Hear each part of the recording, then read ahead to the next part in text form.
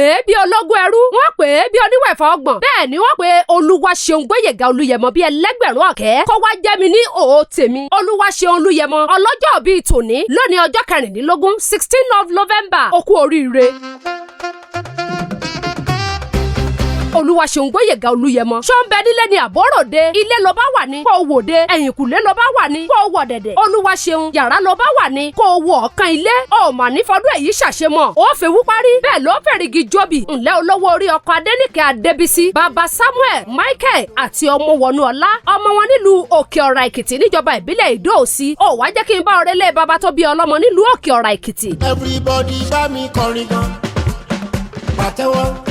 Ìwọ lọmọ ọlọ́ràá òrìjúrú ìgbà, ọmọ ọlọ́ràá àrìjára jẹrẹ, ọmọ ẹlẹ́yìn, ọmọ alámù, ọmọ odi ilé Olúyẹmọ, ọmọ ẹlẹ́yìn kótó gòrò rọ́dò, ọmọ ẹlẹ́yìn kótó gírí rọ́mí, àrìjúrú ọlọ́ràá mọ́mọ́ gírí sẹ́bẹ̀, ọmọ alákèrè, ọmọ ọlọ́pọ̀lọ́, ọmọ oníkọ̀ọ̀kọ̀ àdìgbà iṣu tọrẹ, ọmọ ọ̀kọ̀kọ̀ tìrìkọ̀, ọkọ̀ nkete, ẹ̀kọ́ ìyàwó. You will celebrate many years on earth in riches and living testimonies. We are proud of you, our dear officer. Ọdọọdún ni sápónrúwé, ọdọọdún lè rù wá ń wà, ọdún kò ní jọ ká má rọmọ òbí lórí àtẹ. Ó ti ṣọjọ́ ìbí èyí, ó tún ṣe ọ̀pọ̀ rẹ̀ láyé. Happy birthday and many happy returns.